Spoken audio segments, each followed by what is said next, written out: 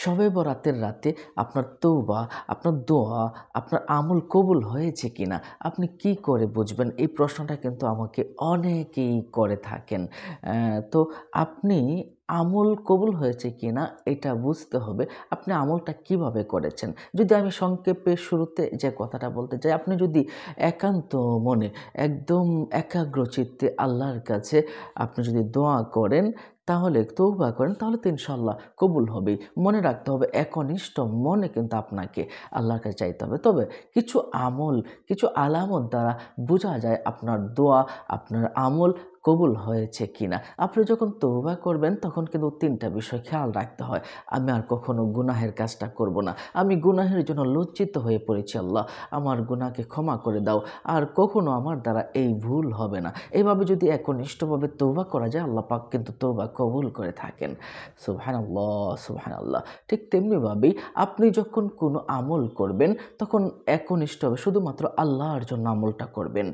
আপনি নেক আমলটা করার সময় মনের ভিতরে এটা রাখতে হবে, আল্লাহ পাক রব্বুল আলামিন আপনাকে কবুল করেছেন। আর আমল করার পরে যদি এই বিষয়গুলো ঘটে তাহলে মনে করবেন আপনার আমলটা বেড়ে গেছে। আপনি যদি নেক আমলের সুযোগ বেশি করে পান, মনে করবেন আল্লাহ পাক আপনার নেক আমল বা শবে বরাতের আমল আল্লাহ পাক কবুল করেছেন। এর একটি বিষয় হলো এমন, আপনি নামাজ পড়ছেন, পরের দিনও আপনি নামাজ পড়তেছেন, নামাজটা ছেড়ে দেন নাই।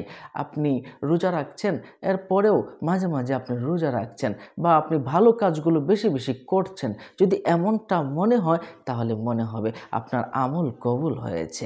সুবহানাল্লাহি ওয়া বিহামদি। এবং আপনি নেককারদের সাথে আপনার থাকতে ভালো লাগে। যদি এমনটাও মনে হয় তাহলে মনে করবেন আপনার আমলটা কবুল হয়েছে। যদি মসজিদে যেতে মনে চায়, এক নামাজের চেয়ে আরেক নামাজ কখন আসবে এমনটা যদি মনে হয় তাহলে মনে করবেন আপনার আমলটা কবুল হয়েছে। আপনি যদি বেশি, বেশি করে ইস্তেগফার পাঠ করেন, আল্লাহর কাছে ক্ষমা চান, তাহলে মনে করবেন আপনার আমল কবুল হয়েছে। আপনি যদি আগের ধারাবাহিকতা বজায় রাখেন, এক নামাজের পরে আরেক নামাজ, এক রোজার পরে আরেক রোজা, এভাবে যদি ধারাবাহিকতা বজায় রাখেন তাহলে মনে করবেন আপনার আমল কবুল হয়েছে। সম্মানিত দর্শক ও শ্রোতা, এছাড়াও আপনি দোয়া কবুল হয়েছে এটা কী করে বুঝবেন? দেখুন, লাইলাতুল বারাতে রাসূল করিম সাল্লাল্লাহু আলাইহি ওয়াসাল্লাম বলেছেন, সব মানুষকে আল্লাহ পাক ক্ষমা করে দেন। কিন্তু কিছু মানুষকে আল্লাহ পাক মাফ করেন না। কিছু মানুষের দোয়া আল্লাহ পাক কবুল করেন না।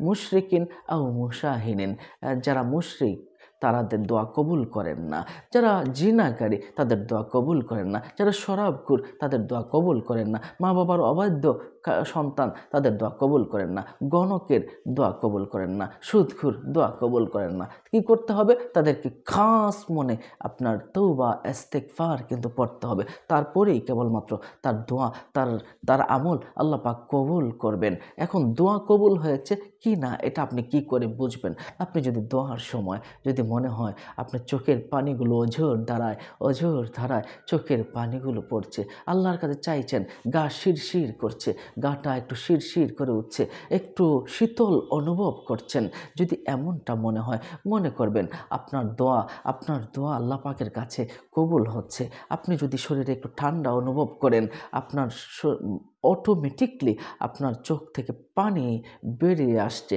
এমনটা যদি মনে হয় তাহলে মনে করবেন আল্লাহ পাক আপনার দোয়াটা কবুল করছেন। সুবহানাল্লাহ। এবং হাদিস শরীফে কিন্তু আমরা আরেকটা পেয়েছি, দোয়া করার সময় যদি আকাশে মেঘ জমে যায় তাহলে কিন্তু অটোমেটিকলি অবশ্যই দোয়া কবুল হয়ে যায়। দোয়া করার সময় তাড়াহুড়া করা যায় না। একদম আপন মনে আস্তে, আস্তে রবের কাছে আপনার চাওয়াটা পূরণ পেশ করছেন। মনে করবেন আপনার দোয়াটা কবুল হচ্ছে। যতই দোয়া করছেন ততই ভালো লাগছে, যতই দোয়া করছেন ততই ভালো লাগছে। একটা মনের ভিতরে শান্তি অনুভব করছেন। তাহলে আপনার দোয়াটা কিন্তু মনে হবে আপনার দোয়া কবুল হচ্ছে। দোয়া করার পরে যদি সাথে, সাথে বা তার চেয়ে বড় কিছু যদি আপনি পেয়ে যান বা এটাই যেটা চেয়েছেন এটাও পেয়ে গেছেন, তাতে দোয়া কবুল হয়। আর আখিরাতের প্রতি যদি আপনার মনটা ধাবিত হয় তাহলে মনে করবেন আপনার আমল এবং দোয়া দুটিই কবুল হয়েছে। ইবাদতে যদি মন বসে যায় তাহলে এটাও মনে করবেন আপনার দোয়া কবুল হয়েছে। সম্মানিত দর্শক ও শ্রোতা, সবচেয়ে বড় কথা কি জানেন? হালাল খাবার খাইলে আল্লাহ পাক রব্বুল আলামিন আপনার দোয়া কবুল করে থাকেনই ইনশাআল্লাহ। এজন্য হালাল ইনকাম, হালাল খাবার খেয়ে আল্লাহর কাছে দোয়া করুন, দেখবেন আল্লাহ পাক আপনার দোয়াটাকে কবুল করবেন ইনশাআল্লাহ। সম্মানিত দর্শক ও শ্রোতা, তাহলে আমরা যখন দোয়া করব শুধুমাত্র আল্লাহর কাছে আল্লাহর কাছে আল্লাহর কাছে আমার চাওয়া পাওয়াগুলো পেশ করব, চোখের পানিগুলো ছেড়ে দিয়ে একান্ত মনে আল্লাহর কাছে চাবো, নিশ্চয়ই আল্লাহ পাক কবুল করবেন। ভালো থাকুন। আসসালামু আলাইকুম রহমতুল্লাহ। অন্য মুমিন মুসলমান ভাইকে জানাতে শেয়ার করে দিন।